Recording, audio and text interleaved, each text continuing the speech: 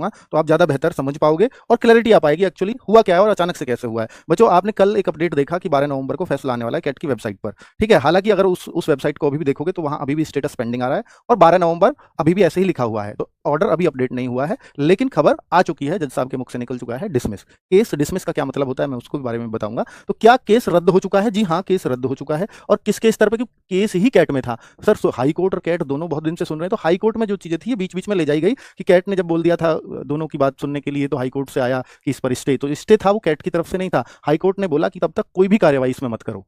Cat ने ऐसा नहीं रोक लगाई थी कि कार्यवाही नहीं होगी, कार्यवाही चलती रहेगी, कैट में केस भी चलता रहेगा। तो इससे आईटीआई वाला पक्ष संतुष्ट नहीं था, इसलिए वो हाई कोर्ट चले गए थे और हाई कोर्ट से इस पर स्टे लेकर के आ गए थे। और इसलिए बीच में आपने देखा होगा रेलवे अधिकारियों को डांट भी लगी थी 30 अक्टूबर के आसपास या उससे 28 अक्टूबर के आसपास। तो कैट मतलब कैट से हाई कोर्ट, यानी दोनों चीजों के बीच में चल रहा था। हाई कोर्ट ने हालांकि ये बोल दिया था कि फैसला करेगा इसका कैट ही।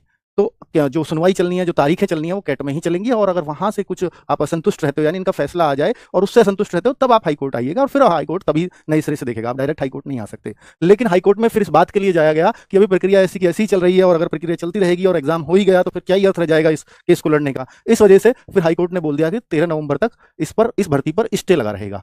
क्या? 13 नवंबर तक भर्ती पर स्टे रहेगा।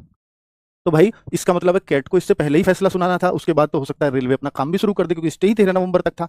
चलो, तो अभी कैट ने इसका फैसला 12 नवंबर तक फाइनल कर दिया है। इसका मतलब है कि अगर ये 12 नवंबर तक जो फैसला है वो आया है, केस रद्द हो चुका है, याचिका डिसमिस हो चुकी है। याचिका किसने डाली थी? रेलवे ने डाली थी या आईटीआई पक्ष ने? तो आईटीआई वालों ने डाली थी कि इसमें केवल आईटीआई किया जाए। तो याचिका क्या थी कि केवल आईटीआई किया जाए, केवल आईटीआई वालों को मौका दिया जाए।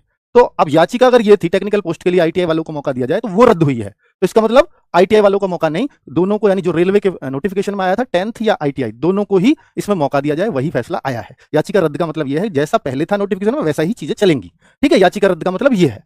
ठीक है, अब आगे, अब बच्चों ये जो है ना, क्या भर्ती पर स्टे कब तक लागू रहेगा? तो 13 नवंबर तक तो वो लागू रहेगा ही रहेगा। अब बात ये है कि 12 नवंबर का कोर्ट का ऑर्डर लेकर के कैट का अब रेलवे जा सकता है हाई कोर्ट। अब तक आईटीआई पक्ष जा रहा था, अब रेलवे भी जाएगा कि अब इस पे जो है 13 नवंबर को ही कि भाई हम पे ये रहा जी फैसला, क्योंकि 13 नवंबर को मान लो हो सकता है सुनवाई हो या ना हो, जो भी है, या रेलवे नई याचिका दायर करे कि अब जो है ये हमारे पास कैट का फैसला है और 13 नवंबर तक वैसे भी आपका स्टे ही था और अब ये फैसला आ चुका है, तो अब स्टे का कोई मतलब नहीं रह जाता। हालांकि जो दूसरा पक्ष है वो इस बात के लिए भी जा सकता है कि इस स्टे को एज इट इज कंटिन्यू रखिए, हमारे केस में हम अपने उस फैसले से संतुष्ट नहीं है और फिर से मतलब इस कार्रवाई को, इस सुनवाई को कंटिन्यू किया जाए और हम हाई कोर्ट में हम इसको चलाना चाहते हैं। तो हो सकता है